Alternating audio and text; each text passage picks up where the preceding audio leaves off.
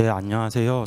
저는 그 금융보안원에서 이제 망분리를 포함한 정책 업무를 담당하고 있는 서우진 팀장이라고 합니다.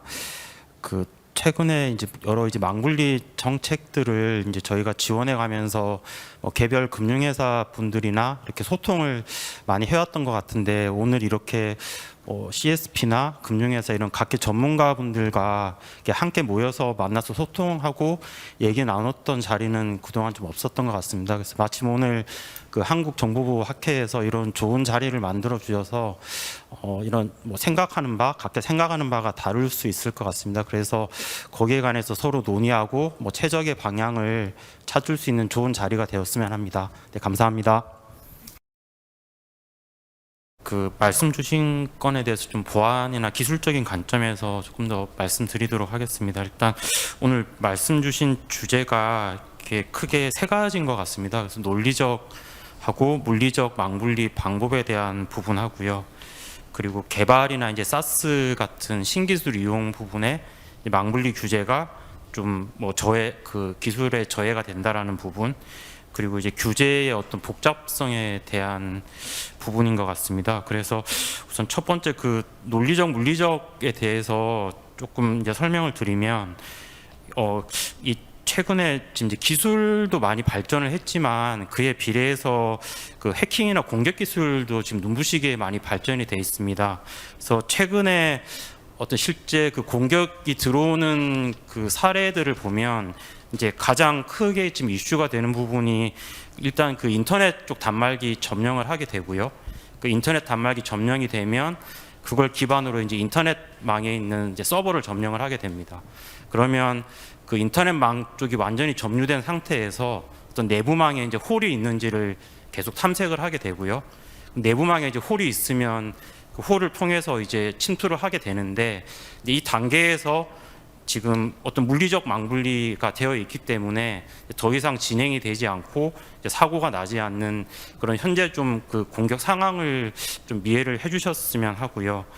그리고 그 논리적 물리적 부분인데, 이제 현재 지금 규정상으로 물리적 망분리가 이제 의무화되어 있는 부분은 그 은행 원장 같은 이제 정보 처리 시스템하고 그 정보 처리 시스템에 이제 직접 접속하는 단말기, 즉 이제 그 서버에 직접 로그인을 해서 이제 운영을 하거나 관리자가 될 수도 있겠죠. 이제 그런 굉장히 중요한 단말기이기 때문에 실제 그 단말기 단으로 봤을 때 물리적 망분리를 해야 되는 대상 자체가 금융회사 전체로 봤을 때 그렇게 많지는 않을 것 같습니다.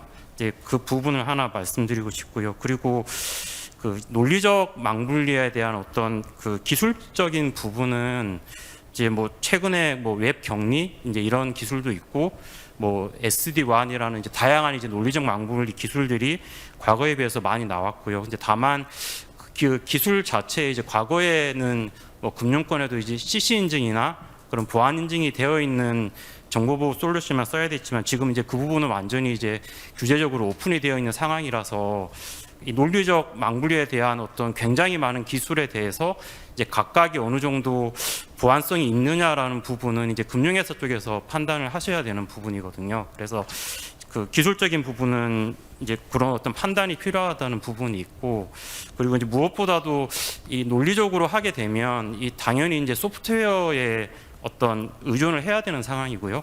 그럼 소프트웨어에 의존을 하게 되면 최근에 계속 이슈되는 제3자 리스크가 발생될 수밖에 없는 이슈가 또 하나 있고, 그리고 그 금융회사마다 이제 그 보안을 어떤 바라보는 그런 정도의 차이가 있을 것 같은데, 이 지금 논리적 망분리를 하게 되면 또 하나의 어떤 솔루션이나 관리 포인트가 생기는 거고요. 이제 금융회사 같은 경우에 이제 방화벽부터 굉장히 많은 정보보호 시스템을 쓰고 있는데, 이걸 이제 금융회사에서 어떤 인력적인 부분이나 이런 부분에 이제 충분한 투자가 돼서 이 많은 솔루션이나 이제 관리들을 완벽하게 수행한다는 가정이 있으면은 되지만, 이제 금융회사마다 또 보안을 바라보는 게 우리 회사는 이제 보안을 단순히 비용이야 줄여야 되라고 하면 이 부분에 이제 투자가 소홀할 수 있고, 그러면 이 아무리 좋은 솔루션이나 그런 것들이 들어와 있더라도 이제 제대로 관리나 운영이 되지 못하면 홀이 생길 수 있고요. 그러면 그 내부망으로 이제 당일 침투를 해서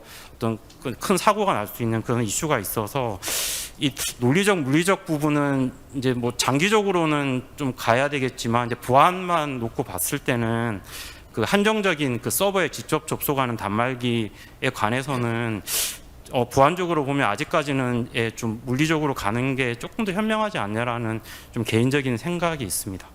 그리고 두 번째 이제 개발하고 쌓는다 이제 이런 신기술 부분인데요.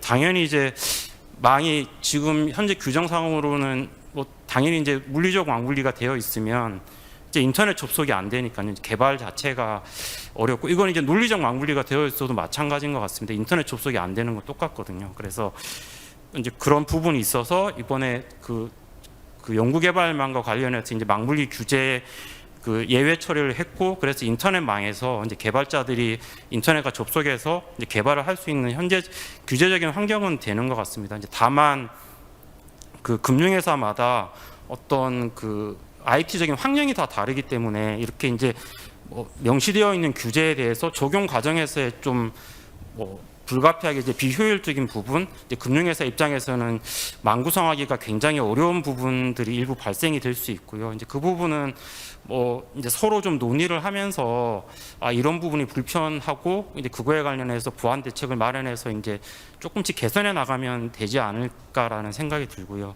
그리고 이제 사스 부분은 이건 이제 좀 보안 관점에서 보면 이 내부망에서 사스 접속 자체는 이 내부망 자체가 이제 인터넷에 바로 커넥션이 된다라는 의미거든요. 그러니까 사스는 URL 기반으로 접속을 해야 되기 때문에 이건 이제 내부망이 바로 인터넷에 접속된다라고 보는 게 맞을 것 같습니다. 그래서 아마 이 보안적으로 굉장히 리스크가 있다 보니까 이제 아마 최소한으로 해서 일단 규제 샌드박스로 진행을 하게 되는 부분으로 이제 저는 이해를 하고 있고요. 그리고 이 사스 관련해서도 실제 그 사스 솔루션 자체나 그 사스 내부의 어떤 보안 프로그램 자체는 뭐 굉장히 완벽할 수 있을 것 같습니다. 글로벌적으로도 다 인증이 된 거기 때문에. 근데 다만 그 사스 실제 이제 내용을 보다 보면 그 금융회사에서 이제 관리해줘야 되는 포인트들이 굉장히 많이 있습니다. 예를 들어 뭐 그 부서별로 접근 권한도 다 나눠줘야 되고요. 뭐 인증도 나눠줘야 되고 뭐 어디까지 접근할 수 있다. 여기는 쓰기를 허용한다.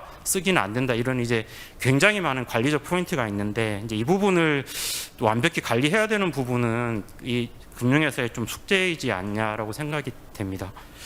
그리고 이제 마지막에 이제 규제 복잡성 부분인데 이게 제가 좀 오늘 얘기 듣다가 저도 최근에 그냥 한번 이렇게 그 법령해석하고 비조치 의견서에서 그 전자금융이라고 카테고리를 하면 이제 검색을 한번 해볼 수 있거든요. 그러면 제가 해보니까 거의 한 정확히 수치는 기억이 안 나지만 절반 이상이 망분리 관련된 좀 그 해석에 대한 부분이더라고요. 그래서 이게 최근에 그 이제 과거처럼 온프레미스만 되는 게 아니고 이제 클라우드랑 이제 이런 하이브리드 기반으로 대부분 이제 금융회사들이 가고 있어서 여기에서 이제 뭔가 그 규제적인 어떤 선언적인 글자가 하나 나왔을 때 이제 이 문구에 대해서 각각에 대해서 해석들이 너무 다르고 또 거기에 대해서 해석을 하나 하게 되면 또 이제 금융회사마다 환경이 다 다르다 보니까 또 이건 어떻게 돼요? 이건 어떻게 돼요? 이렇게 이제 계속 지리가 계속 꼬리를 무는 상황들은 이제 많이 생기는 것 같습니다. 그래서 이런 부분에 대해서 좀 원칙 중심으로 이제 가는 부분이 이제 제일 합당할 것 같긴 한데 이제 실제 지금 국내에서 어떤 규제적인 부분을 보면 현재 망분리 규제에 있는 쪽이 그 개보이 쪽 규제 그리고 금융 쪽 규제 그리고 국가 공공적인 규제를 있는데 그 규제 수준을 이렇게 보면 개보이 쪽 규제가 제일 좀 망분리 규제 수준에서는 약한 것 같고요. 그 다음에 금융 쪽 규제, 그 다음에 국가 공공적인 규제가 가장 강한 것 같습니다. 그래서 그 금융이나 어떤 산업별로 그 중요도를 놓고 봤을 때 현행 규제 수준 자체가 뭐 타 산업에 비해서 굉장히 이제 높다거나 어렵다거나 이제 그런 상황은 아닌 것 같고요. 그래서 어떤 그런 이제 원칙적인 관점에서 조금 하나하나 이제 좀 수정을 해 나가는 부분은 필요할 것 같고 이제 그러려면 당연히 이제 앞서 계속 말씀드린 것처럼 금융회사들이 보안을 조금 더 이제 중요하게 보고 거기에 인력 투자를 해서 뭔가 규제가 이제 완화되었을 때 그 부분을 이제 충분히 이제 감내할 수 있는 어떤 그런 금융회사 내부적으로 보안 역량이 되느냐라는 게 이제 함께 좀 보조를 맞춰 나가야 되지 않을까라는 생각이 듭니다. 이상에 좀 말씀드린 거에 대해서 좀 설명드렸습니다.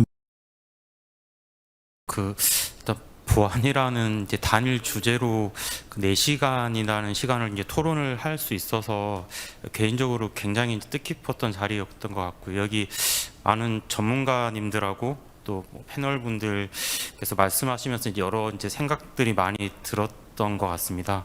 그래서 좀 이제 이만큼 이제 디지털 금융에서 이제 보안이 굉장히 중요해지긴 했는데 그 제가 생각하기에 아직 그 회사 내에서의 어떤 보안의 위상이나 이런 부분들이 많이 부족한 부분들이 있는 것 같고요. 이제 뭐 금융 보안에서도 좀 금융회사들이 이제 내부적으로 보안에 대한 위상이 조금 더 강화될 수 있도록 더 노력하도록 하겠습니다. 네, 감사합니다.